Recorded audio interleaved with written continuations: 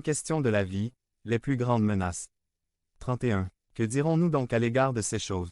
Si Dieu est pour nous, qui sera contre nous? 33. 34. Qui accusera les élus de Dieu? Qui les condamnera? 35. Qui nous séparera de l'amour de Christ? Sera-ce la tribulation, ou l'angoisse, ou la persécution, ou la faim, ou la nudité, ou le péril, ou l'épée? 36. Selon qu'il est écrit. C'est à cause de toi qu'on nous met à mort tout le jour, qu'on nous regarde comme des brebis. Destiné à la boucherie. Notez le danger posé par le qui. La plus grande réponse, les plus grands alliés. Romains 8.28. 39. 28. Nous savons, du reste, que toute chose concourt au bien de ceux qui aiment Dieu, de ceux qui sont appelés selon son dessein. 29. Car ceux qu'il a connus d'avance, il les a aussi prédestinés à être semblables à l'image de son Fils, afin que son Fils soit le premier-né de beaucoup de frères. 30. Et ceux qu'il a prédestinés, il les a aussi appelés. Et ceux qu'il a appelés, il les a aussi justifiés. Et ceux qu'il a justifiés, il les a aussi glorifiés. 31. Que dirons-nous donc à l'égard de ces choses? Si Dieu est pour nous, qui sera contre nous? 32. Lui qui n'a point épargné son propre Fils, mais qui l'a livré pour nous tous. Comment ne nous donnera-t-il pas aussi toutes choses avec lui? Il y a ceux qui sont contre nous. Mais Dieu est pour nous. 33. Qui accusera les élus de Dieu? C'est Dieu qui justifie. Il y a ceux qui s'activent contre nous.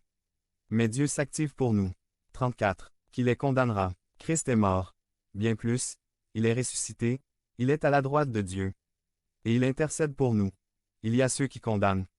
Mais Dieu le Fils est à l'œuvre pour nous. 35. Qui nous séparera de l'amour de Christ? Sera-ce la tribulation, ou l'angoisse, ou la persécution, ou la faim, ou la nudité, ou le péril, ou l'épée? 36. Selon qu'il est écrit.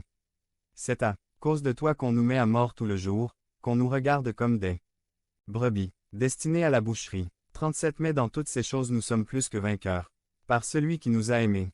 38. Car j'ai l'assurance que ni la mort ni la vie, ni les anges ni les dominations, ni les choses présentes ni les choses à venir, 39. Ni les puissances, ni la hauteur, ni la profondeur, ni aucune autre créature ne pourra nous séparer de l'amour de Dieu manifesté en Jésus-Christ notre Seigneur.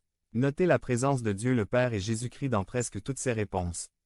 Il ne s'agit pas du tout de présenter les choses comme si Dieu le Fils nous protégeait de Dieu le Père. Ils travaillent ensemble. C'est l'amour de Dieu le Père qui est démontré en Jésus-Christ notre Seigneur. Jean 3.16. Remarquez comment Dieu déjoue les plans de l'ennemi. Romains 8.28. 39. 28. Nous savons, du reste, que toute chose concourt au bien de ceux qui aiment Dieu, de ceux qui sont appelés selon son dessein. 29. Car ceux qu'il a connus d'avance,